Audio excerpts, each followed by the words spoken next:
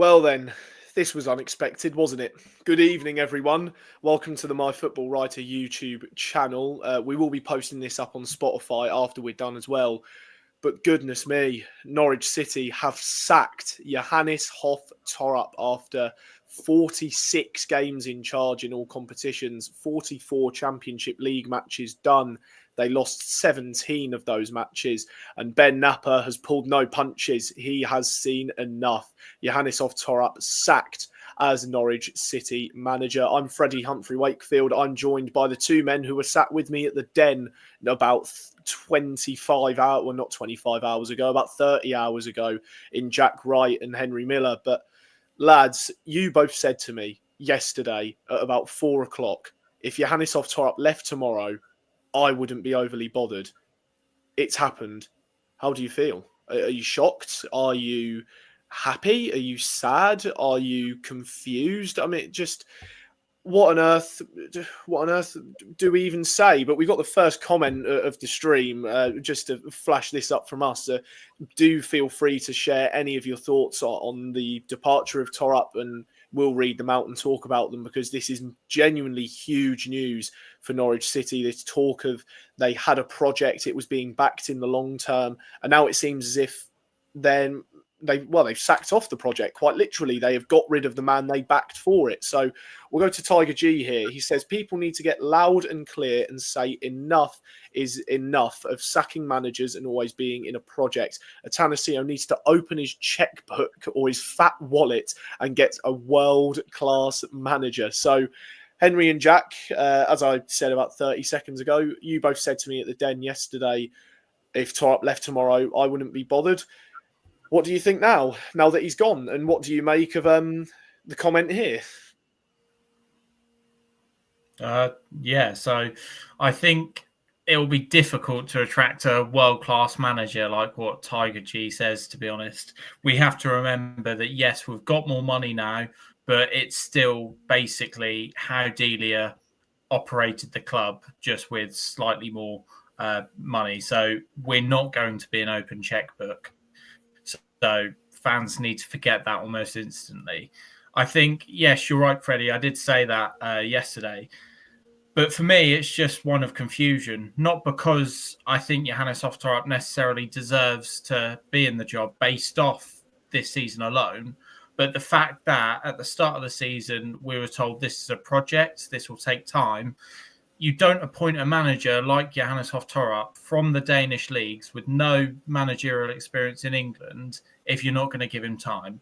And yes, the form isn't good enough. It's relegation form. But everyone accepted, okay, give him to the summer, see who he brings in, and then let's go again. So the fact that they've been that off with 2 games remaining seems really bizarre. Yeah, and we're not all going to sit here and say, oh, we've wanted this for ages. Anyone who's watched the podcast will know that we, along with most Norwich City fans, backed him and really had hope in the project and didn't want it to come to this stage. It's obviously a results-based business. And I think in situations like this, it's very obvious to look over his tenure as a whole and go back to some of the good times of when we were performing well. But again, it's also very important to remember how dire we have been in this run since the start of March. It's a shadow of our former selves, and it is relegation form undeniably. It is a results-based business, and even Johannes Hoff Thorup will know that himself. But anyone who's watched the Portsmouth game, the Millwall game, something needed to be reset. Either the coach or pretty much all of the players. I don't think there was one player on that pitch against Millwall that I would want to see next season built around. Maybe Sargent, but again, he had a scrappy, difficult game, as we all saw. So, yeah, one of them had to budge. Obviously, I think the main talking point is the timing. you know, it's been a disappointing run. It's been poor, but why with 2 games to go? Why not just let him have these dead rubber games and then, review in the summer, or give him the summer, like we said, to rebuild. There's something else going on here, I fear. And I'm sure there'll be lots of armchair investigators and people who are ITK, as they like to say, who have ideas and little sources and things. There's something fishy going on, and but if you solely looked at it from a form perspective, it makes sense. But in the context of it being a 3-year project, it's bizarre, really. And again, I'm old and traditional, and I like seeing managers with really long tenures. Your Fergusons, your Wengers. Those managers were given time deliberately and flourished. I'm not saying that Johannes Hoff Thorup would have been as good as Alex Ferguson, but he was only that good because he was given time. He went through an incredibly rocky patch, but was backed. Clearly, Torup isn't going to be backed. And are we back to square one? Potentially. Yeah. No, I think that's really the big question of this whole departure is, where are Norwich now? What's their response going to be like? Because I've said this before on the podcast. The pair of you have said this before. Will has said it as well, who couldn't be with us tonight. But it's now another year. This will be the 4th year in a row. And going into 2026, it will be 5 years in a row where Norwich have appointed a manager who's come into a squad that isn't his. They've all come in, they've inherited a team that doesn't belong to them. And then they have to make use of what they've got. They maybe bring in their own players to the football club that can help them with their own certain projects that they have, or their playing style, to get the best out of the team and try and turn things around. We saw it with Dean Smith. It didn't work. David Wagner came in. It almost worked. Norwich got to the playoffs and were 1 game away from getting to Wembley. And then you look at that afterwards for where Torup comes in. It does not work. And he is given nearly a full season. You look at Dean Smith, who came in halfway through a season. David Wagner came in halfway through a season. Yes, they still had full seasons with the club, but this was an appointment made in the summer. This was made in the summer to then have all that time, have the summer window, have January to bring in the players, see who in pre-season you would bring in, look at who in January. Even Norwich made, 4 signings, maybe 5 in January to really try and bolster their playing squad. And it's got them nowhere. If anything, they've got worse since January. They have fallen off a cliff. And as Jack has just said there, are Norwich back to square one? I think Norwich are. I think they have continued this horrible cycle they're in, and they can't get out of it. And now it's a case of who comes in? Who will come in? We've already seen Tiger G's comment of he thinks that the Atanasios can get their money out and go for it and get someone in. He's suggested here that with it, Jose Mourinho has spoken about that he wants a lower ranked team to manage. Atanasio maybe has got the money to do that. I think that would be quite something if Jose Mourinho goes from going to Roma, then to Fenerbahce, Norwich. I think that would be, as Jack does. Yeah, he's shrugging his shoulders. We don't know. It could happen. So we don't know. Tiger G even reckons, do they make history? Do they go for a female coach? Do they go for Serena Weigman, the England women's manager? Well, Henry, you are the MFW women's team specialist. If anyone's going to talk about coaches of female teams, I'll let you have a bit of discussion. What do you make of this? There are plenty of more comments which we will get to, but Henry, if you're going to touch quickly on this, thoughts on, do Norwich bring in a female coach for the first time in their history? Well, I think first of all, Tiger G, I must have missed the fact that Norwich got promoted to the Premier League under David Wagner. Must have missed that. Second of all, I think with Serena Weigmann, she wouldn't come to Norwich. I feel like, rightly or wrongly, the England women's side is probably probably a better job for her than the Norwich men's team. Whether that's right or wrong, I'll leave you to decide that. But I don't think she'd go and try and manage a men's club team over what she's got at the Lionesses. She's doing a brilliant job there, a fantastic job, and I'd love her to manage in the men's game, and I'd love her to manage Norwich, but I just don't think that's realistic at all. I don't think. No, in all fairness, maybe it isn't. In all honesty, the England women's manager job is quite a bit bigger, I would argue. And some more of your comments here. One from Vinny Mansai. Chris Reeve said that Torup was unfortunate, having to deal with 3 different injury crises. What on earth is going on with our strength and conditioning department?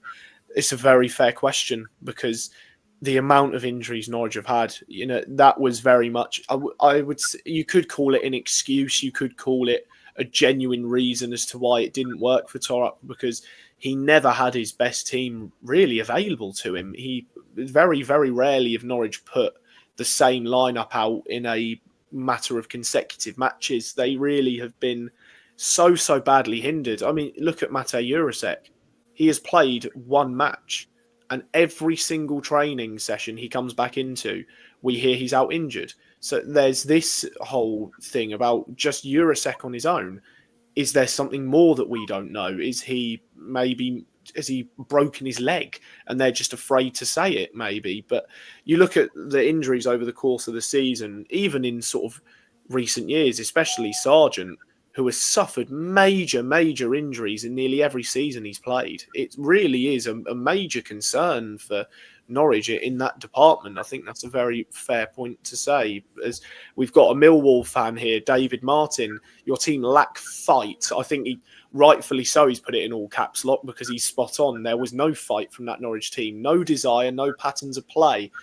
I don't think any of us can disagree with that, can we? We were all sat there and watched it, and I think that really, for all 3 of us, was the main takeaway, really, wasn't it? Yeah, no, I'll jump in. Yeah, I think gutless, brainless, spineless would be, the 3 adjectives to describe us, and quite rightly, the injury crises have to be addressed. We will never know what a fully strong Norwich team will be, but Sargent was fit against Millwall. Sainz was fully fit. Nunez was fully fit, arguably our trifecta of 3 best players, and they look miles off it. So, putting Kenny at left back, maybe, he's out of position, creates a bit of a tricky situation for him. You can look at it both ways in terms of the injuries, but in terms of this injury crisis, it's not like anything I have seen at this football club. I cannot think of a single player who hasn't been on the sidelines this season. Maybe Shane Duffy, which is saying something considering his hamstrings are made of spam.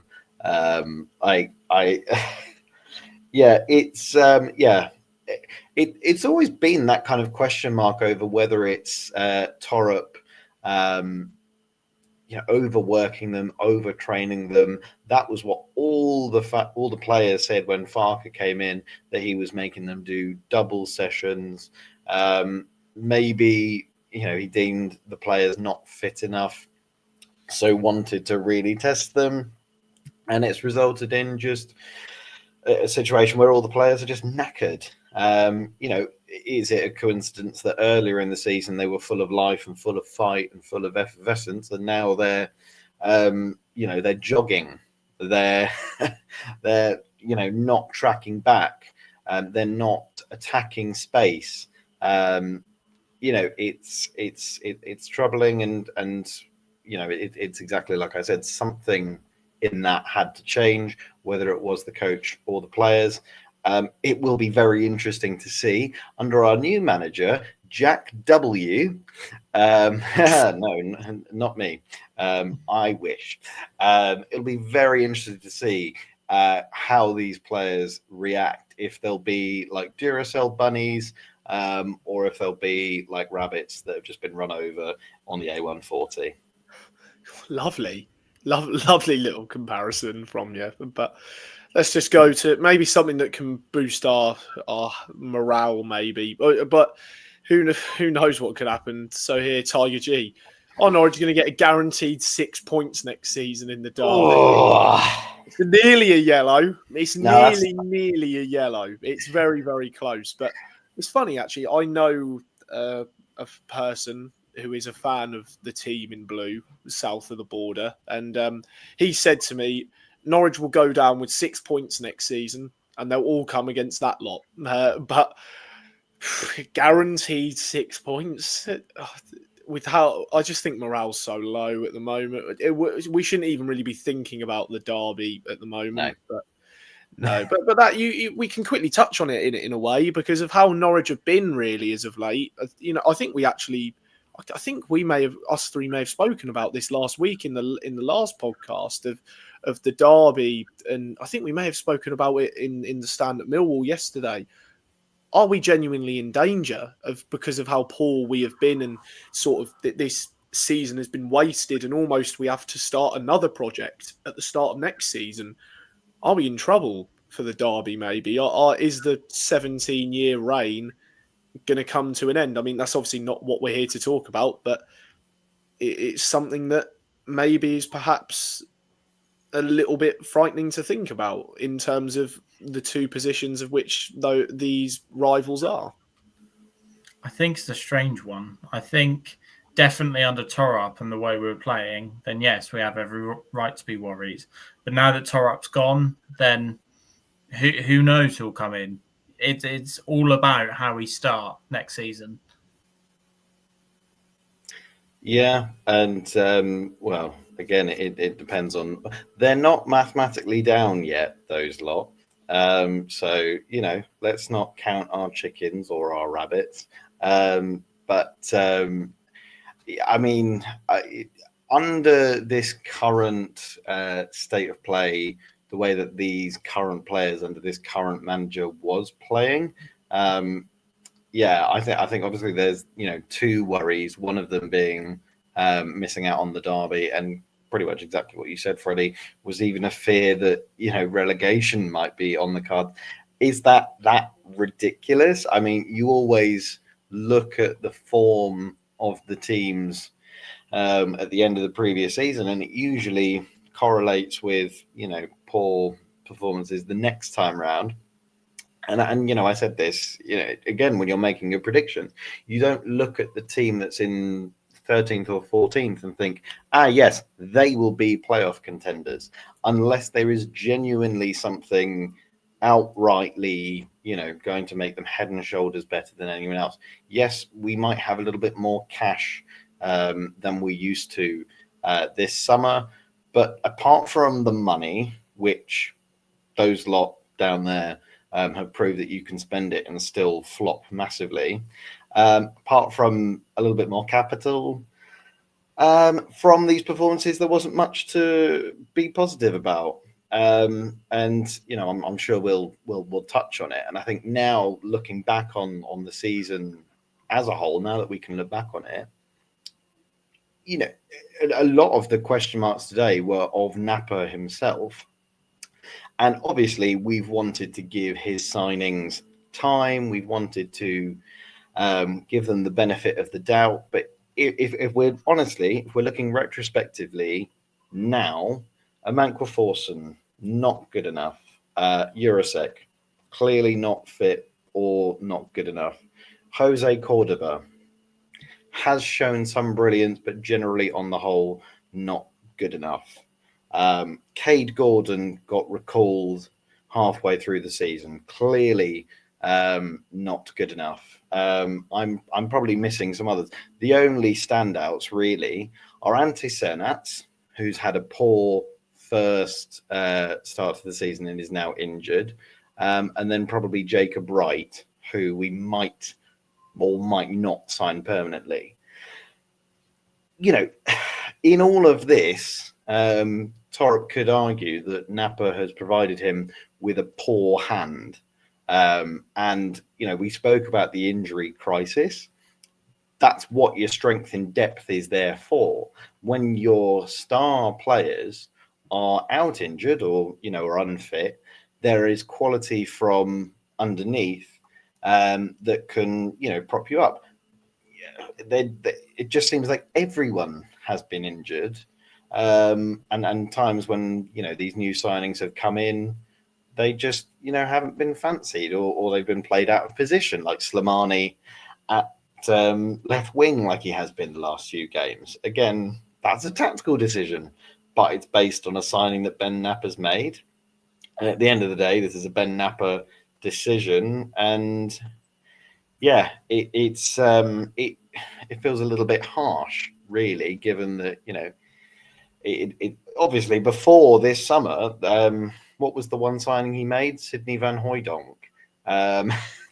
You know, if we want to go through all of Webber's signings and say, hit, flop, at the moment, the kind of Napa contingent of signings is probably 90% flop, 10% hit. No, I think that's perfectly fair. I think as well, something else that I want to draw upon is this. It's a comment from John Knapp. After downing tools like this, though, would anyone want to buy our players? And I think this is another talking point that's come from the Johannes Hoff Thorup sacking, that the players just almost hung him out to dry, really. And that's why I feel sorry for Johannes Hoff Thorup, because, yes, he's clearly putting a style of play on the players and it clearly wasn't working. But to perform the way they did, an absolutely gutless performance in their last two games especially, the players have let him down. They have just shown no fight whatsoever, doing absolutely schoolboy stuff in defence mainly. It's they should be hanging their heads in shame. Anyone in the dressing room who wanted Johannes Hoff Thorup out, you know, that yes, they've got their wish, but to play like that the past couple of games, it's disgraceful, and they should be hanging their heads in shame. No, they should. They really should. I mean, the three of us said it in the stand at Millwall yesterday that no one tried. No one looked interested in trying whatsoever. And I think that's what really, for myself, because I said this on the podcast 3-4 weeks ago, all I wanted was to see Norwich try. Genuinely just try every little thing they could in terms of effort to get something out of games and put on a show for the fans. But they don't. They simply haven't. These last two matches have been a downright disgrace. Those players should really be held accountable. And this, for me, really is where I feel for Torup in the sacking. To make my thought really clear, because I've not really said it, I think this decision was the right one to make. I think genuinely this was a decision that had to be made at this point because, as we have spoken about, Norwich are the worst team in the division. That's not even bias. It's backed up by statistics. They are the worst team in the division over the last quarter of the season. Or third of the season almost. They have been awful, truly awful. It's 1 win in 10, 2 wins in 14 in the Championship. That is nowhere near good enough for a team who have said in a 3-year plan, including this year, they want to be in the Premier League. They have wasted a year of that plan. They have. Even with this sacking, it just shows that they have wasted a year of this plan. They have brought in a manager, brought in, I think 11 signings in total. Correct me if I'm wrong, but they've brought in so many signings. And now, as I said earlier, now it's someone else's problem. some other manager has to come in and decipher this team and think, well, who do I want? Who don't I want? What am I going to do in pre-season? I need these lads to learn my style of play. If we don't do it quick enough, right, we'll have a slow start to the season. Maybe it will pick up. There's so many different things that will affect Norwich at the start of next season and even in pre-season. What I will say on that point though, Freddie, just to play devil's advocate, that's sort of an old-fashioned management style that I think is probably seen its time in modern football. Now with Johannes Hoff Thorup, he wasn't the Norwich City manager; he was the Norwich City head coach, and yes, he did contribute towards signings, but most of the signings, as we talked about, were done from Ben Napper. So a lot of the planning that they've put into this summer with Johannes Hoff Thorup as manager, they'll still be sticking to those plans with whoever comes in. So I think in terms of whoever they get in, they'll want to get the best manager in possible who they feel can manage those players, not necessarily when it comes down to transfers and who they want, again, rightly or wrongly. It will be who is the best manager who can get these players clicking on a weekly basis. And ultimately, that's what you're looking for in modern football, because now it's becoming less and less common that the manager is actually the one in charge of making those signings. No, I think that is a perfectly fair point. No, I do. But then again, at the same time, in a way of with a head coach as such, of course, I would like to think that there is an input there of players, and of course they'll be in contact with scouting teams, and of course we'll still want to look at players who can fit their system. But no, you are ultimately completely right. It has really been Ben Napper more so who has been the man to sort of to get on that and look at who he's signing, really. But no, let's go to Jack, because he's been been sat there quietly, bless him. But no, Jack, it's just over that really, all the signings Norwich have made and what they've done. Just what do they do now? Do they keep to this young signing philosophy that Napper has gone for, or will we see maybe a shake-up? Yeah, we kind of went through it in detail yesterday, the clear out that would be required even without major sales. We would need a new goalkeeper, if not two. We probably would need 3 new centre-backs, maybe. So that's 5 players you need to sign. We'd probably need a first-team left-back. Probably 1 midfield enforcer, just to add some numbers there. A right winger that we've never actually managed to sign, and then a backup striker because we never replaced Ashley Barnes. So off the bat, Sorry, I had to put that up. Yes. Sorry, that's got me giggling from Renegade. Sorry to cut in, Jack.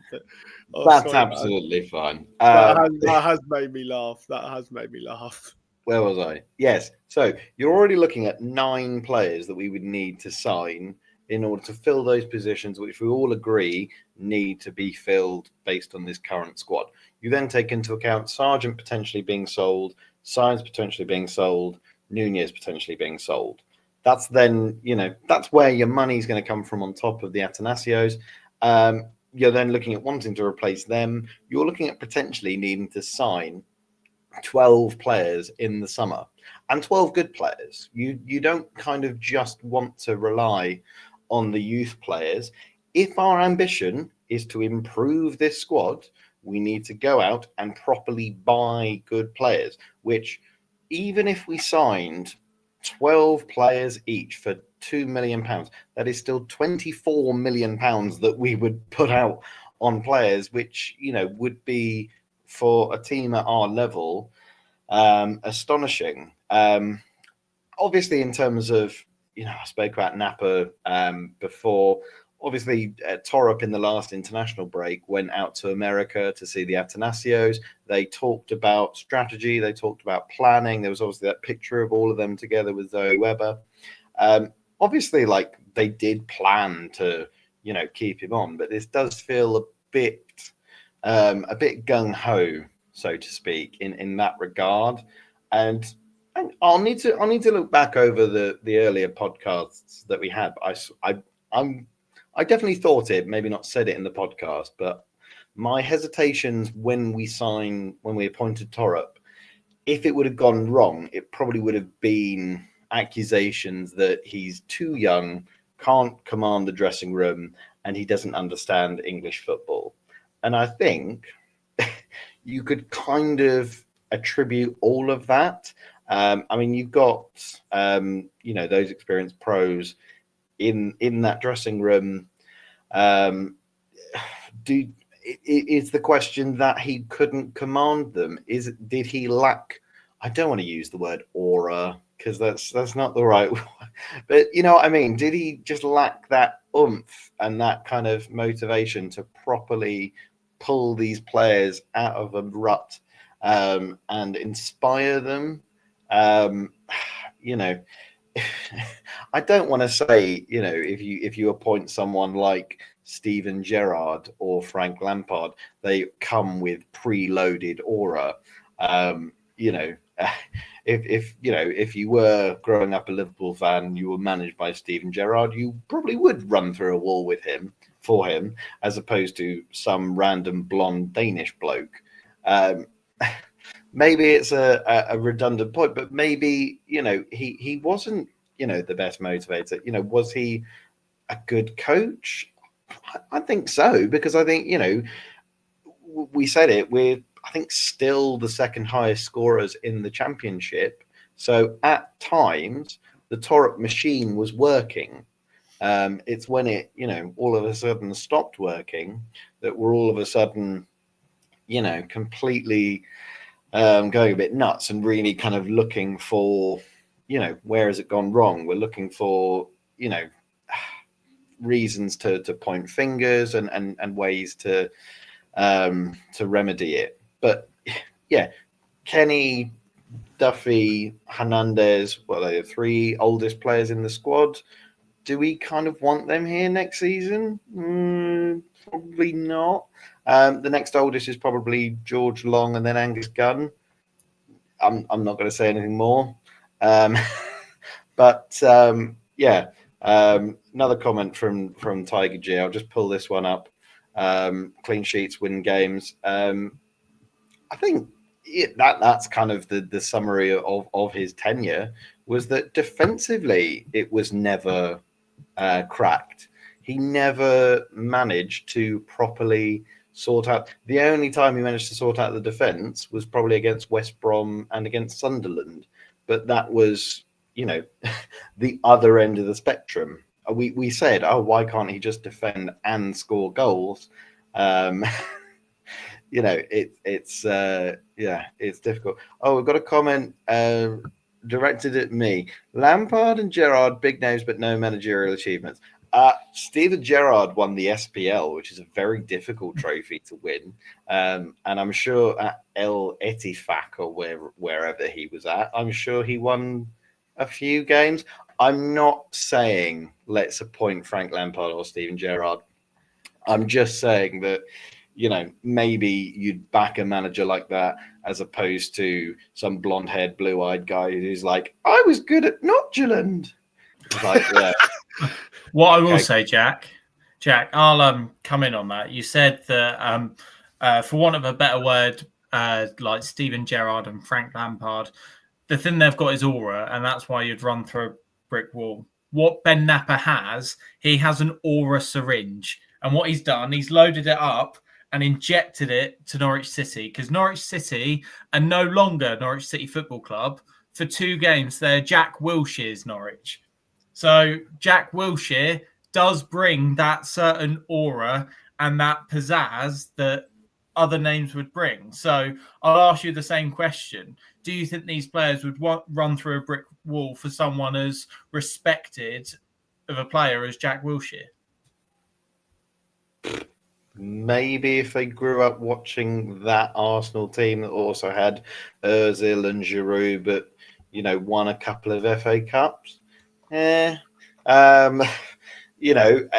people have rightly pointed out, I think we had a comment about it actually, that the form has only downturned since Wilshere came in. It may be a coincidence, it may be a cruel coincidence, but there was comments that Wilshere was appointed to be a successor to Torup. That feels a little bit. That must have really kind of rubbed up feathers, for Ben to, knock on Torup's door and say, "Hi, here's your replacement in a few years' time. Don't be terrible, otherwise we'll sack you." And he'll be right here. "Oh, Jack, I think your table could go here, and then you could put your trophy cabinet here. And, oh yeah, it would look really nice. Anyway, bye, Johannes." That feels a bit weird. And again, maybe that was one of the culpable reasons. But Freddie, do you think Jack Wilshere has the necessary aura to see us get 6 points against Middlesbrough and Cardiff? Absolutely not. Absolutely not. I think he's got no managerial experience at a high level. All he has is Arsenal's under-18s, who he actually didn't really do that well with. I think they got to a cup final and they lost it 5-0. So he's not got any experience at a high level, and the experience he has as an assistant at high level, that people are saying there were genuine opinions of, well, ever since he's arrived, we've been worse. Jack Wilshere has made this team worse, and we've even seen it with that earlier mentioned comment that the form arguably has gone down a cliff since the arrival of Jack Wilshere. But no, I don't think he will be able to motivate these lads. I think just they seem so unbothered. They really just seem unbothered. I don't know if that was because they weren't playing for the manager, which maybe that would have been it. But here's another comment from Tim. Jack Wilshere, even worse than Lampard and Gerrard. So, well, as a player, yes. As a manager, we'll wait and see on that front. But no, I don't think he's got enough to really get these lads motivated for 2 more games. I don't think any of these players want to play these matches. I really don't. Because they know there's nothing to play for. And we've seen it in the last 2 matches. They know that they knew. They, of course, knew. The fans knew that there was nothing to play for. So they played like it. They played like they just didn't bother, especially yesterday. Just so bad. Collectively, as a whole, dreadful. Individually. Very, very lethargic. Lethargic, you'd say, maybe like a fat cat, like the Fat Cat and Canary, who is, of course, the proud sponsors of the MFW podcast. If any of you are on Thorpe Road in Norwich, you know where to go for your selection of local-based, Norfolk-based beers and japes and fun. Maybe, Johannes, when you're cleaning up your office, maybe pop in and have a pint. But we'll pay for it. We will. Yeah. Well. Yeah. No, let's pay for it. We'll pay for it. Yeah, we'll pay for it. He's a nice guy. That's the least we could do. Pay for it. Yeah, we'll pay for it. We'll definitely pay for it. But no, I just want to go back to just a couple of comments that we've seen here, talking about managers. And we had Renegade make us laugh about Eurosec. David Martin's trying to make us laugh. Big Sam, anyone? Sam Allardyce to come in and steady the ship at Norwich next season? Well, first of all, I want to flash up another comment of David Martin. So he's already established himself as a Millwall fan. But would you take Sir Alex Neil? Now, Alex Neil always strikes me as sort of Jack was saying earlier, that perhaps Johannes was too young. I think Alex Neil was a great manager. I just think he was at Norwich so early in his career that it was never going to be that long-term solution. Would I take Alex Neil back? Probably not, no, because why would he leave Millwall for Norwich? And B, I don't think you should go back to ever really go back to a club that you had success with, especially a club like Norwich. But it wouldn't surprise me if Alex Neil does eventually end up managing in the Premier League again. But no, I would not take Sam Allardyce. I think the dinosaur managers have been and gone from English football. I think they're definitely a thing of the past, like the dinosaurs. But someone who I would take, and it's a name that I've seen floated about more Alan and Russell, more. that's who you'd take. No, it's not. It's Alan Irvine. No. Yes! Yes! Big Alan Irvine. Big Alan Irvine, mate. No, I wouldn't. All jokes aside, the more I think about it, the more I think Steve Cooper would do quite a good job. I feel like he was harshly sacked by Leicester, but because and he did brilliantly at Nottingham Forest, brilliantly at Swansea as well to get them to the playoff final. But yeah, the thing that's holding him back is that he's just not a big name in terms of that glitz and glamour, or he doesn't have a story behind him like Russell Martin. Russell Martin, people would, I've said this before as a wrestling fan, it's like fantasy booking. Your fantasy booking Russell Martin as the Norwich City manager because of his Norwich City history. Does he deserve the job? I don't know. I think maybe. I think he did a good job at Southampton, but it would be very Torup-esque if we appointed someone like Russell Martin. Why not go for someone like Steve Cooper, who I think maybe is probably more established at the level and has a better track record at the level. Yeah, and you've brought up an obvious point and question of replacement, and I've seen so many names floated around on social media, and I don't know what planet most of our fans think they're on, and again, like, did we get promoted to the Premier League? Because the names that we were genuinely being linked with, Will Still at Lens, like, no, he's obviously too qualified for us. Like Liam Rosenior, who by all accounts is doing a really good job at Strasbourg. No, he's on to much bigger, better things. Kjetil Knutsen, who is going to the Europa League semi-final with Bordeaux Glimt or whatever they're called. Of course, he's not going to trade European football for playing Wrexham and Birmingham next season. Like, we do have to be realistic with expectations. I think the Russ links are obvious. But if I'm completely honest, what one of the big frustrations, obviously, with Daniel Farke was that he didn't have the minerals to keep us up in the Premier League. And obviously, Leeds, congratulations to your fantastic promotion. I give Daniel until Christmas, maybe earlier. That we didn't have a coach that could hack the Premier League and that didn't have a plan B. Russell Martin at Southampton. Did I see somewhere that they spent £96 million during their season in the Premier League and are currently equal with Derby in terms of the points record? He is clearly not ready. It might be the case that, with a bit of time and a bit of reflection, maybe he's improved. But I don't think he's that manager who, could really build with us and could reach the goals which we want, which is obviously staying up in the Premier League.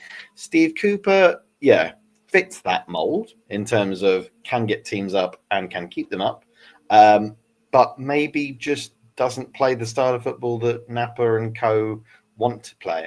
I think that's kind of the only logical link. I've said it before, and again, it might be quite ambitious because they're up in the playoffs, but would Liam Manning trade Bristol City for coming back to Norfolk? Maybe. Like that is possibly the most stretchy, punchy appointment that we're gonna make. But again, we're not going to be able to sign anyone with top quality CV, we're going to have to appoint within our means, which again will mean another season of signing the players that said manager wants and patiently waiting whilst we pay for our tickets to Millwall and our coach tickets. I mean, Henry, you complained about your coach being late, but you, by all accounts, saw all of the sites. So I don't think you can complain. If anything, it was probably they probably did me a favour. Where was I? Yeah, managerial. Yeah, you missed the opening goal. There you go. Yeah, no, I'm not. I can't get on the Russ train personally. Frederick, what about you? You've had a lot of time to think about. Well, here we go. Yeah, agreement. No, Freddie, what do you think? Basically, what Adam has sort of said here, yeah, I completely agree with it. I don't really know about Russell Martin as a manager. I mean, in terms of English football experience, there's a lot of it there. There's Swansea, there is MK Dons, there is Southampton. He's got experience within the EFL. So, you know, and he plays a somewhat similar style to how Johannes Hoff Thorup wanted to play. So from that standpoint, it wouldn't be too difficult for players to transition to it. But I just think, yeah, I think with any manager really, as to what Adam has said, if the manager comes in, there is no sign of almost an immediate progress, because that's what Norwich need. They need to prove from the off that there is going to be a bit of progress and there's going to be an identity that is clear to fans. Then fans are going to lose patience. We've already seen how patience was lost with Torup this season. There were calls for his head long before these last two matches. There were even more calls for his head since the start of March, and really rightfully so, because the form is there and it's just nowhere near good enough. So, no, you can see how quickly fans can turn on a manager and things can get really nasty. That away end yesterday got so nasty. At the end, there was booing and just every player who came over, apart from Callum Doyle and Jacob Wright, effectively just walked off because they probably couldn't bear to listen to it anymore. They just couldn't put up with it and were probably embarrassed with how they had sort of put themselves about on the pitch and in their performance. So no, it's very easy for when the going gets tough, you know, as they say, and then the tough get going. So we maybe will see that over the summer. I'll just touch on this from Dubai Canary. You just look at the list of names here he's put that it's time to say goodbye to them, and then look at the injured players as to, well, should we look at getting rid of them? But you just look at some of the players who are listed there. He's listed, what is that, 12 players Norwich should be looking at probably parting ways with. So, you know, and one of them there was Cordoba, who's only just joined this season and was for £3 million. Not exactly a cheap deal for a player who was in the Bulgarian league and is a Panamanian international. I mean, I find it quite funny what Henry said to me when we were up at the back of the stand. We, at the start of the season, called Cordoba the Panamanian devil because people from Panama are called Panamanian. Sounds like Tasmanian and whatnot. We thought it'd be funny. Henry, I think you called him the Panamanian snail near the end of that game. But really, should we look at actually? I'll just go back. I'll flash the comment back up so you can look at every name that was there in terms of who maybe should be assessed. But even Slimane there. There's 2 players in there. Marcondes, 3 players in there from Dubai Canary who were signed this season, and he feels it's time to part ways with. So, what do you make of that? Well, first of all, I think he's definitely got a point. If you look at someone like Slimane, ever since he signed that permanent deal, he's not been great, has he? Emi Marcondes has been good, but again, has really struggled the last couple of months or so. And it's got to the stage now where if Marcondes didn't sign a new deal, again, I don't think people would really be that fussed. He's a player that looks fairly replaceable. You could probably get someone as decent as him for younger as well, and probably for cheaper. So in terms of wages, maybe. So yeah, I think that makes sense. The only couple on that list who I disagree with are McLean and Cordoba. And the reason why I disagree with Cordoba is because he's a new signing and we still need to bed him in. The one luxury that new signings who joined this summer have over someone like Johannes Hoff Thorup is that football is a results-driven game, and managers don't have time, and it's very reactionary as to whether you're picking up points. Players are afforded a lot more time than what managers are. And Cordoba, he's had this season to bed in, and he will be having next season as well. I can't see Cordoba going anywhere. Nunez, I think, will sell for a fee. He is an asset. Yes, he's not going to be worth as much as Sainz or Sargent, but he is an asset. And Kenny McLean, I still think he needs to be in the centre and midfield, bossing the play.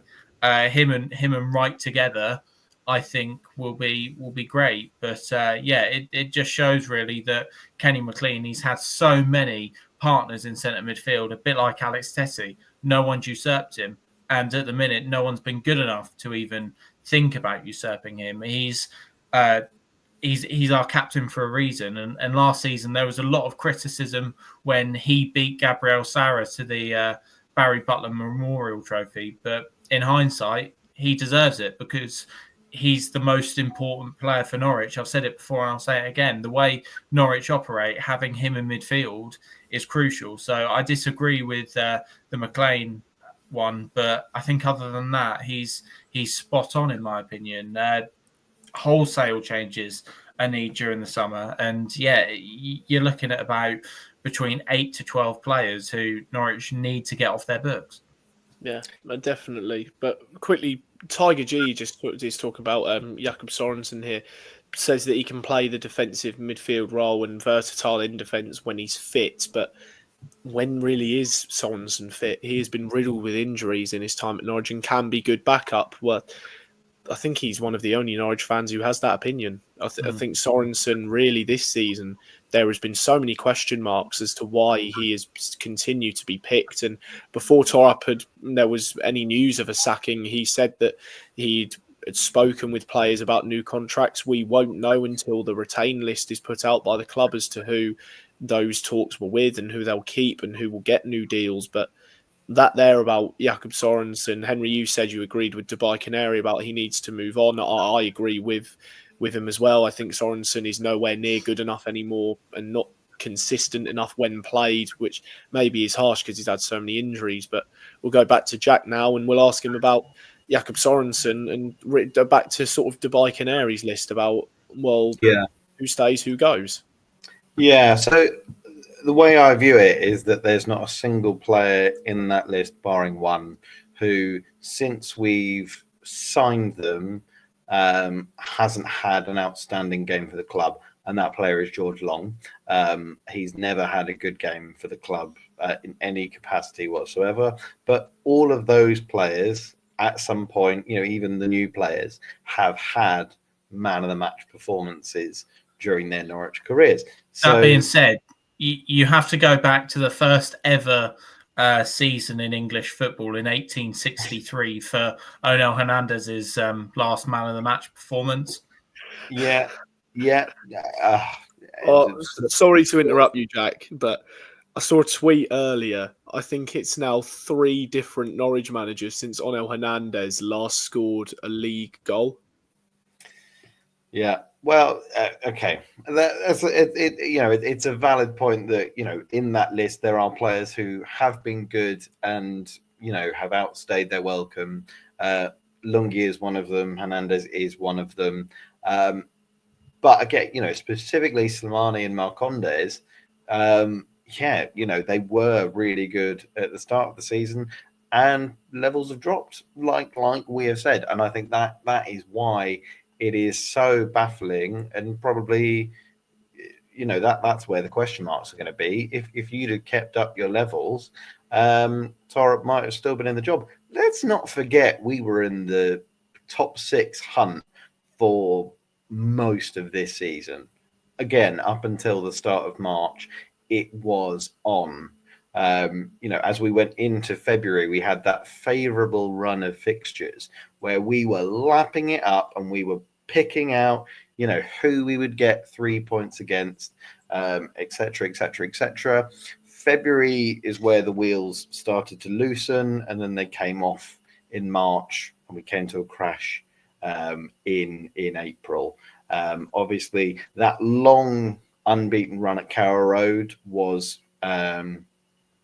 beaten by Bristol City, and then we've gone on to lose after being 2-0 up against Sheffield Wednesday and been absolutely tonked by Portsmouth, who have only before that won 2 matches away from home all season. So in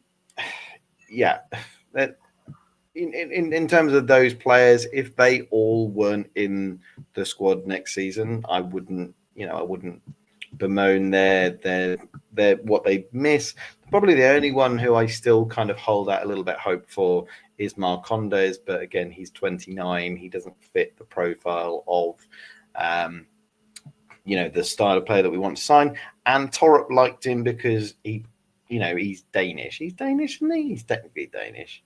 But yeah, I mean, someone like Oscar Schwartau, who we've spent a lot of money on, a young Danish prospect who we all kind of thought next season would be the jewel in Torup's crown.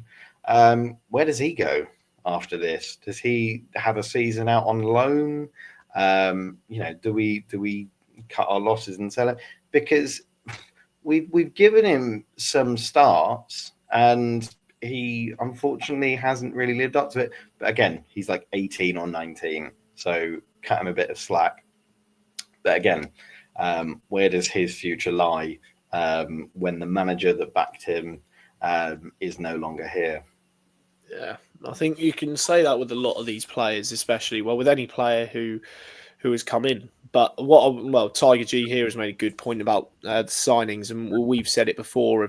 We think Norwich do need experience. We think Norwich now need players who are of a sort of more prime footballing age, sort of around 25 to 28, you'd say, push 29. But we'll go back to sort of what Henry said earlier about how Norwich have, with Ben Napper mainly being the man who has been behind the signings of signing all these young players who will maybe be good in a few years' time, with whoever the new manager who is to come in, will they have that? Maybe will they look at this team and think, wow, I do need experience here. I need players that will get me through tough moments in games.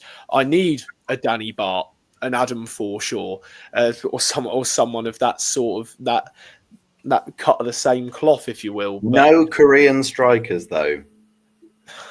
It's a shame. I liked Hwang. I thought he was a good player, but a horrible man. A horrible man. But what do you really make of it? Because we've said it before. I think we all agree on it, don't we? This team needs experience. We lost so much of it in January, which, in all fairness, Grant Hanley barely played. Ashley Barnes barely played. We knew that Bart and Forshaw were going to leave when they did. But you look at it, Norwich maybe could have used with a bit of that, especially in recent matches where they've just not taken games by the scruff of the neck and they've not had a leader on the pitch to help them. And those experienced individuals in Duffy and McLean really have let them down at times. So they really do need a bit more experience just to maybe just get them over the line a couple of times. Yeah, I think if you look at the last 2 times Norwich have gone up, they have had that blend of youth and experience. I think when all the Germans came in under Daniel Farke, players like Tribal, Stiepermann, Leitner, they were a breath of fresh air. But you counteract that with your Grant Hanleys, your Tim Krul's, your Alex Tetes, who were stalwarts in the side as well. And it was their experience, probably, as well as just the raw unearthed talent of the German players coming through that got Norwich to where they were twice. So yeah, I think every good side has a blend of experience and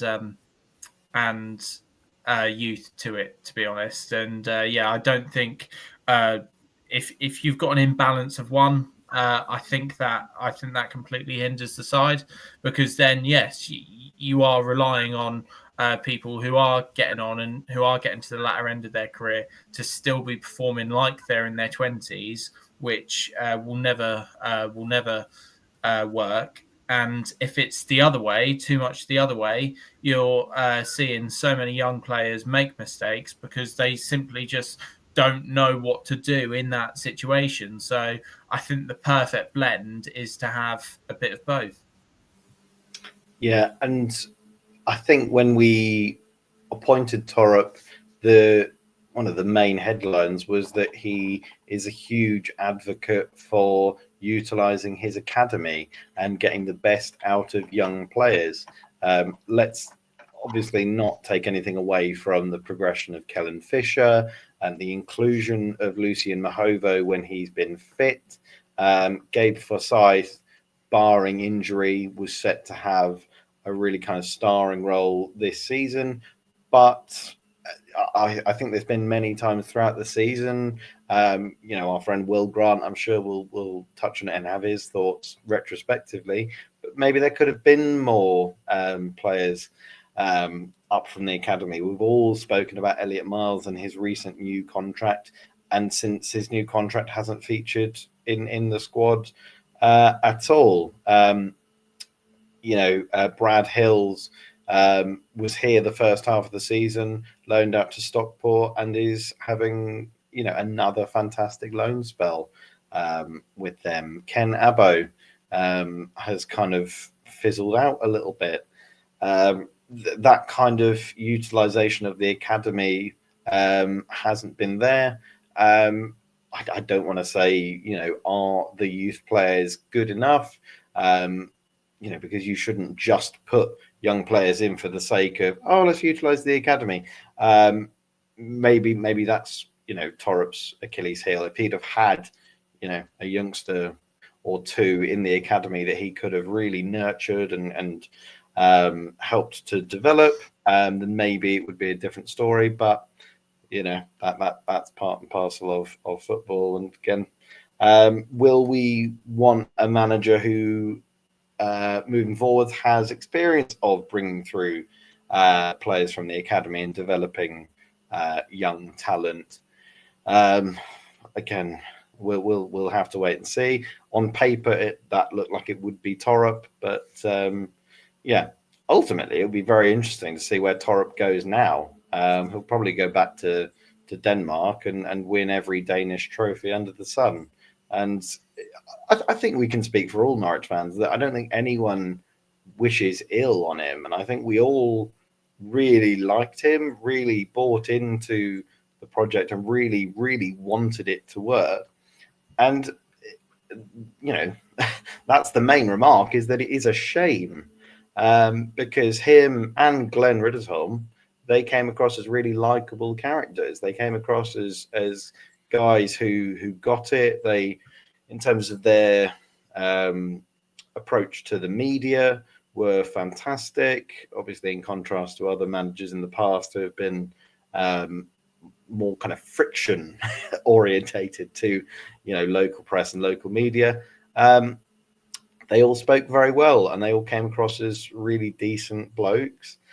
And that's another subplot in this sacking debacle is that we've lost two good individuals, but at the end of the day, do you want someone nice or someone who's really a properly good manager? Otherwise, we'd still have Chris Hughton at the helm. And something else I quickly did want to flag up as well, based on what we were saying earlier. I want to flag up this comment from John Knapp. It was saying that basically the players didn't like it after JHT was critical about them. And we've seen so many times as well, he had a issue with Ono Hernandez where he needed to discipline him, and Jose Cordoba where he overslept as well. Do you think he dealt with those players correctly? Because I thought, for one, he's there as that authority figure. So for him to do that was quite a strong statement and quite a strong way of dealing with it. But it's the right one. Like, if you're late for work, your boss is going to discipline you at the end of the day. So what do you guys think? Do you think maybe he was too harsh and it did hinder the squad, or do you think he was right to do that? No, but I think he was more in his right. Ultimately, he is the one who wants to help them set standards. As a footballer, you have to be professional. Like, there are people who genuinely, daily basis, look up to you. They aspire to be you. You should not be silly about it. The whole thing of Onel's social media thing of, liking comments about the fact that his manager hasn't got any balls on him and that he should be playing his quote unquote best player who can genuinely make a difference in games. No, you can't even, you shouldn't even really be letting that comment be there, because if your manager sees that, let alone the fact you have hearted it and everything like that, this silly, so silly, because that will only lead to repercussions. It's so bad on his point. Cordoba sleeping in and missing a training session, he should know when it is, because he's expected there every day. You should know what time you need to be awake, what time you need to be there. That's discipline to yourself. That's not even Torup being mean to him or being critical of a tiny thing. You have got, as a footballer, you should be setting yourself standards. This is your career.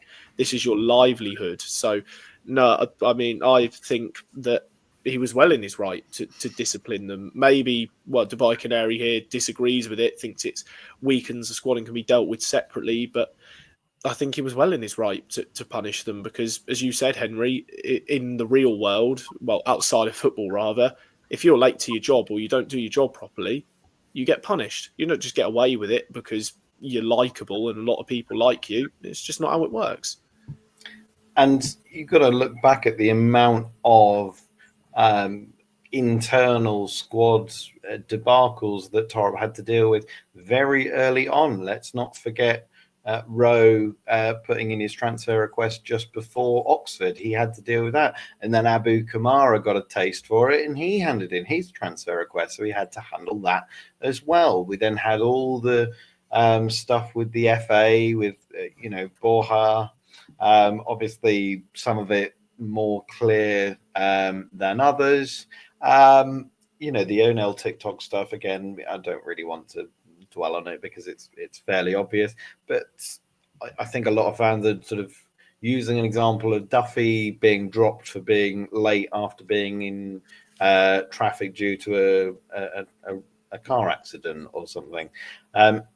If you've set standards and you've set protocols in place, fine, but maybe, I think that was pre-Preston, I think, or maybe Oxford, when I think it was we conceded that long throw-in, and it would have been good to have someone to just, get ahead on a ball out wide. It's like what I said earlier. Was he just regarded as this young Danish kid by some of the older players who didn't really know what he was doing? Was he being undermined by some of those senior players? Again, we're all hypothesizing. We don't know the actual reason. He's not here anymore. This whole narrative of older players have got their wish. I'm pretty certain they were all bought into the project as well. I'm pretty sure they all liked him. Again, there might have been stuff going on that certain players didn't like. We know there's fiery individuals in the squad. A certain Spaniard on the left is a little bit spicy. But yeah, should players be disciplined for not adhering to rules? Yes, but obviously, are the rules too strict to begin with? Who knows? What I will say as well, before we move on from this point, just flashing up John's second comment, dealt with internally instead of publicly. I think it's really difficult, the nature of football. I think take the Onel Hernandez situation, for example, that was very much dealt with internally. I know they had internal chats about Onel's conduct on social media, and those chats weren't then released to the public. We still have no idea what they said in those meetings. However, the repercussions of that was that he wasn't in the match day squad. So, which I guess could be seen as dealing with it publicly. So I think in football, it's really difficult. And there's almost a blurred line between if a player's done something wrong, dealing with it internally and dealing with it publicly. I think in this sport, it's two of the same thing. Yeah, no, it is. But I'll go on to another one of John's points here about how he genuinely feels sorry for Johannes Hoff Thorup. Seemed to be mission impossible. We touched on that sort of one of the very first things we said of the podcast, this live stream here. I think we all do. It really was mission impossible. The injury crisis he had, and the fact that he's not really had his first choice team available to him all season. He's had to utilise players out of position. He's signed players who have only played 45 minutes for him, and there's just been really just disaster after disaster this season, and results have been disastrous. It is a massive shame for him, but as we've all said, football is a results-based business. That is ultimately it, and if you are not getting your results, then there is only one thing that is going to happen. You're not going to be kept in your job, because if you're not able to get the football club points on the board, which is, of course, how you get up a league table, you don't stand a chance of staying in it because, you play nice football, or the fact that, you're a nice person and your players believe in you. There was a lot of really difficult scenarios for Torup this season, and it's why I do feel for him. But I think that the decision, as I said, I think it's the right one for the football club to take, because ultimately they weren't good enough over the really sort of latter stage of the season where it's most important to be good enough. But the big question is, well, what now? Who do they get to replace Torup, or do they do it internally? Does Wilshere end up the man? Everyone sort of laughed off those rumours from, I think it was Footy Insider, of that it was Torup was going to be sacked and Jack Wilshere was going to come in. We're halfway there. Torup has been sacked and Wilshere's the interim for 2 matches.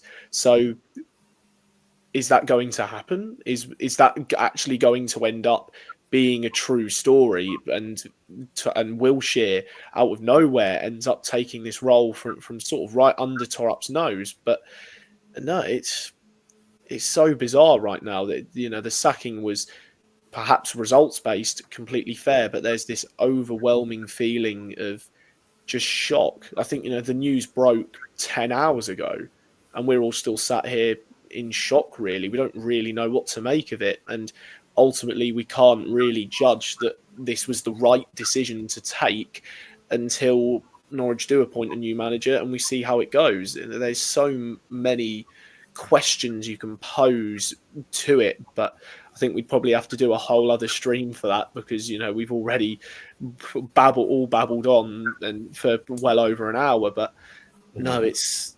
Should we do some quick fire hot takes, Frederick? I think what we'll end it on a laughing note, but I'll just touch on this from here. John Knapp, he agrees with it. With it being results based, there's no argument for it. And then there's this from Lee here. No, thank you to Russell Martin. His defences are awful everywhere he's been. Well, Norwich. I think quickly about Russell Martin as well. He is JHT light. I think a lot of Southampton fans, both in the Championship and in the Premier League, their main criticism of Russell Martin was how rigid he was in his style of play. And again, it's been another criticism of Johannes Hoff Thorup to not change his style. And I think that's what took so many by surprise when we did keep that clean sheet against West Brom, that Johannes went out of his way to keep that play style. So if we did go down the Russell Martin route, which I don't think the club will, but if they did go down that route, it would be interesting to see what happens if Russ plays the really attractive football, which I'm sure he would do, and we're not getting the results. Because I, for one, doubt he'll change it. Yeah. No, I was just going to say, Norwich put 5 past that Southampton team last season. 4 of them were in one game. Yes, they also scored 5 against us, but no, that's beside the point. We put 5 past a team who got promoted through the playoffs. That says a lot in terms of defences. And even another comment from John, a big thank you here. It says he's enjoying the discussion and thoughts from us and others in the comments. If you really like them and you've not hit the red button that says subscribe on it, please do. Quite a lot of you have been doing that as of late. So a major, major thank you to you all and to everyone who has been here. A major thank you to our sponsors, the Fat Cat and Canary. I wonder what that conversation would have been like if we'd have had a couple of their pints in our hands. I feel like that would have made it very good. But no, before we sort of all say goodbye and we leave you to ponder what we've all said and enjoy your Tuesday nights, Jack, we'll go to your quick fire hot takes and we'll end it with a bit of a laugh. Feel free to get involved, everyone watching as well, and share some answers for some wacky questions after we've actually, probably for the first time ever on here, we've spoken quite a lot of sense. Been very insightful. We've been very insightful. I didn't actually write any, so I'm just doing it off the cuff. So I thought we'd just do some Torup themed ones because, it's what the podcast is about. What was if you mention the team, if there was a way, I really wish we could do that. If we knew about coding, I wish we could do that. Yeah, I'm not a hacker, unfortunately. Yes. First one, just a really simple one. What was your favourite memory under Johannes Hoff Thorup? I'd say the 1-0 win against Coventry. That was just such that performance really sold me what this could have been, really. So I'll go with that. I think in football, you need a mixture of quality and luck. So for me, it was probably that Derby away win. Yeah, good shout. I mean, the obvious one for me is Amankwa Forson's last two late winners. I mean, you talk about an individual moment where it all felt that we were, singing on the same hymn sheet. Yeah, there you go. Agreed. Home win against Plymouth, that was particularly good, but we all agreed that Plymouth were possibly the worst side to have ever come to Carrow Road, although they did beat us. So here we go. More people agreeing. Everyone's loving the Forson. Everyone loves it. It was a fantastic individual moment, and it was his substitution, so it's tactical brilliance. I'm going to go the other side of the coin. What was your worst moment under Johannes Hoff Thorup? And you cannot say yesterday. All right, well, I'll go with the game before. I'll go for Portsmouth. Yeah, if we can't say yesterday, because yesterday really was, for me, probably the Portsmouth game where, to be honest, writing seemed on the wall there. Yeah. Yeah. I mean, okay. Yeah. Yesterday was obviously, pretty much rock bottom. Friday. Yeah, Friday was pretty bad. I do keep going back to the Sheffield Wednesday result as just one that, Sheffield Wednesday, beginning of the end. It was just frustrating. It's just annoying. Just keep hold of your 2-0 lead. Fantastic first 45 minutes. And then, did he say anything at halftime? Did he just, put on a video or something? Did he all just make them watch Onel's TikToks at halftime? I have no idea how we just capitulated that badly. And again, what he did, he played a video of David Wagner's capitulation at Hillsborough, and he was like, "Right, lads, don't do that." And they didn't do that because they didn't draw the game. So there you go. Who do you think is the player that is improved the most under Johannes Hoff Thorup? Well, Kellen Fisher. I don't think anyone, maybe apart from Science, I don't think anyone gets near Kellen Fisher. Yeah, it has to be Kellen. It's as simple as that. Although, to be fair to Kellen, he didn't really play much at all under any other Norwich manager, and it was Torup who sort of gave him his flowers, really. So if you're looking at players who probably played under other managers like Borja Sainz, then it has to be him. But no, in terms of the player that I think we've all been shocked about and will definitely be in the player of the season conversation when the awards get handed out in 2 weeks' time, Callum Fisher, it has to be. Yeah, I don't think there really is any other. I mean, you could argue Marcondes as, a really inspired signing, whether that was all Napa or whether that was all Torup. He was a player who came in and really lit things up. Is Fisher really that good? Yes, he is. Sainz has improved, and Henry, if you all go back to our pre-season predictions, Henry did shout that Sainz would be player of the season. Has kind of gone off the boils slightly. Mahovo, Mahovo's played 4 or 5 games, I want to say, but yeah, he looked really improved. Who would you say, on the other side of the coin, who's the player who you think has gone down in quality the most under Torup's stewardship? Well, there's a thing here from Tiger G saying his worst part of the season was watching George Long on the floor, watching the ball go past him a dozen times. I think that's the easy answer to take because George Long already gets so much stick. But the worst player, see, this is a great question because it's weird because I feel like every player has come under criticism, but it doesn't really feel like people have really come under sort of a lot of negativity apart from this man. But I'm going to go with what Lee has just said. I think Jose Cordoba, albeit started off really well, I don't know how many times us three said to each other with expletives how poor he has been. Just he is so clumsy. I don't get me wrong. He's a young kid. He's only played in Panama and Bulgaria, but he's also played on the international stage against some big countries. So don't get me wrong. He's got experience at the very least, but I really am struggling to sort of see his qualities. Brought in as the left-footed centre half, the ball-playing defender, but he can't play the ball. He really struggles to play the ball. So I feel harsh picking one, but I'm going to pick Jose Cordoba. Well, for me, I'm not going to pick either Cordoba or Long because that wasn't the question that Jack asked. If it was who's been the worst player for Norwich this season, George Long, and there's not even a debate, but it was who has decreased in terms of where they were under, say, David Wagner to now under Johannes Hoff Thorup. And for me, it's Angus Gunn.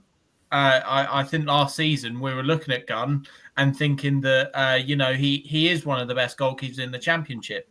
This season, he's been distinctly average, and he's lucky that he's had George Long as his number 2, and George Long has been that bad. I think so many games, Angus Gunn has put in abject performances, but because we know that he's a somewhat decent goalkeeper, he's gotten away with it, and that's not me saying that all Norwich fans sort of see straight through it, because they don't. And he has had a lot of criticism this season, and rightly so. But that's why, for me, if we were to lose him, I don't think it would be the end of the world.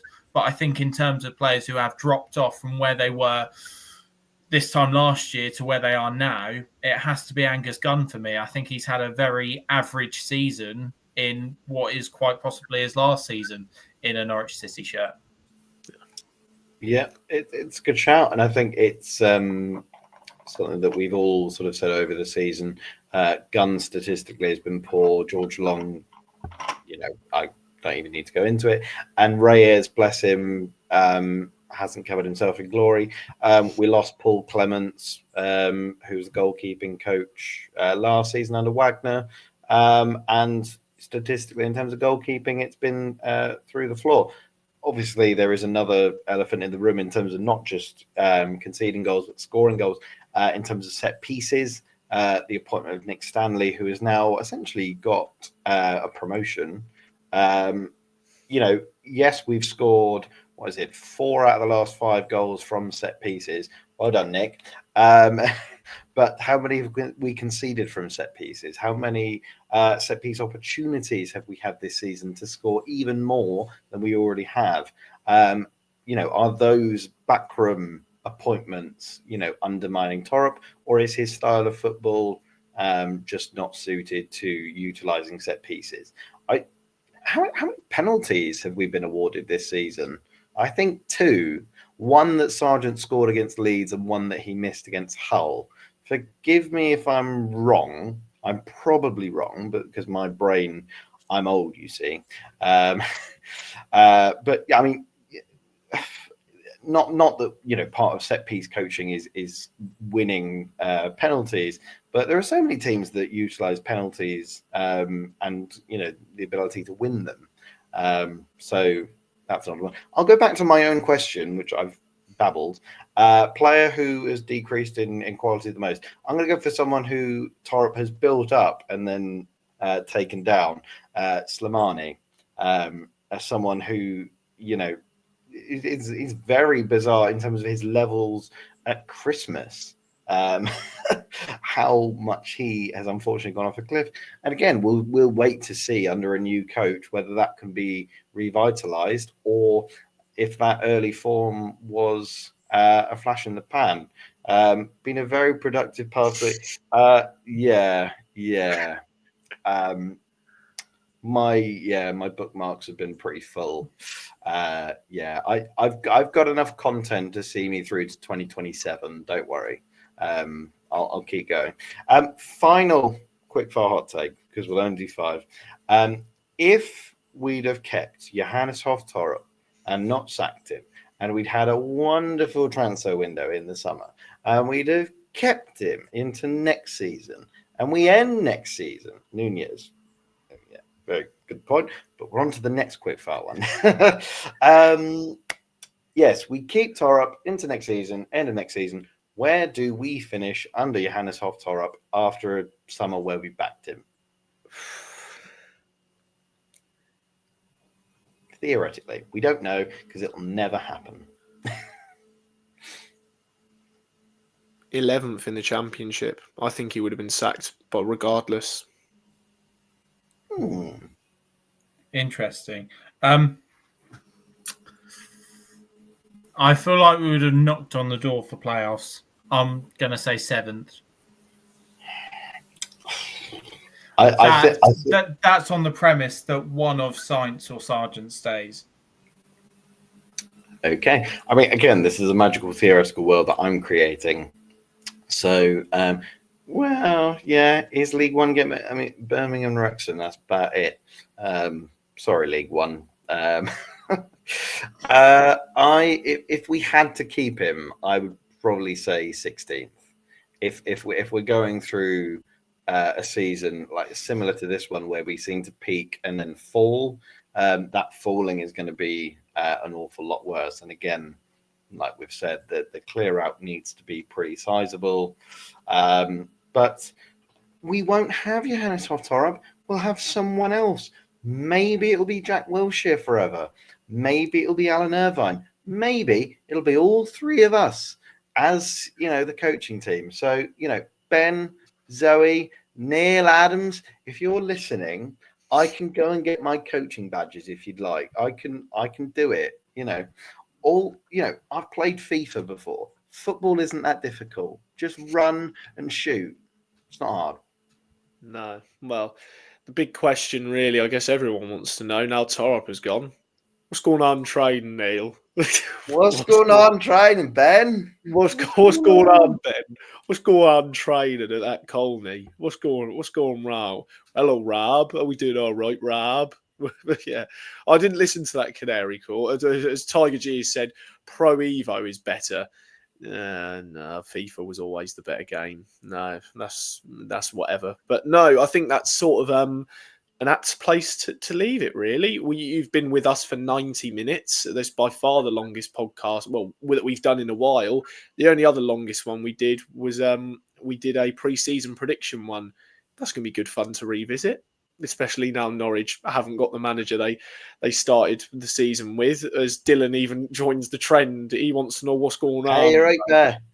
You're right, boy. What's going on? But no, but what's going on here is unfortunately we're leaving you. So a massive thank you to everyone who watched and all of your comments. This is by far the most interactive live stream we've had. So major thank you to all of you who have watched. As I'm losing my voice, that's how long I've spoken.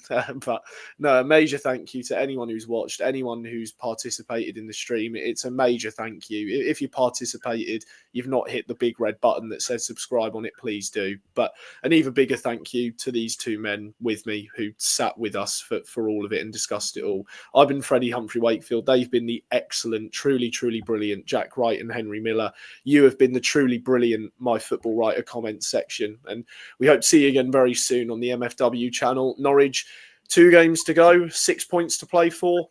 Who knows what will happen? It's goodbye for now, and we'll see you all very soon.